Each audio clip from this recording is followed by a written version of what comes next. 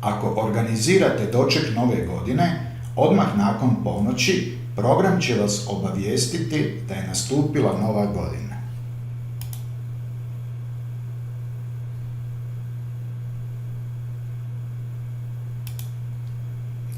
Prije nego što novu godinu otvorite, obavezno ispišite promet za svoju smjenu i provjerite jesu li svi računi fiskalizirani.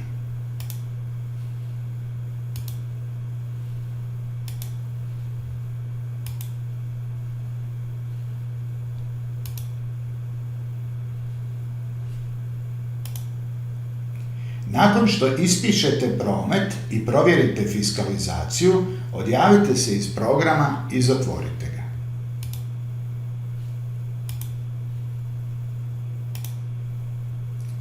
Pokrenite program ponovo.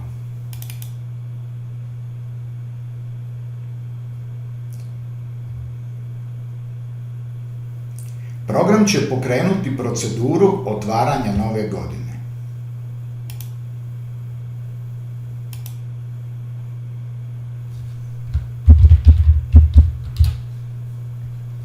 Kada program otvori novu godinu, računi u novoj godini trebaju započeti brojem 1. Ako se dogodi da nakon otvaranja nove godine prvi broj računa nema broj 1, obavezno nas kontaktirajte. U protivnom, nastavite s radom.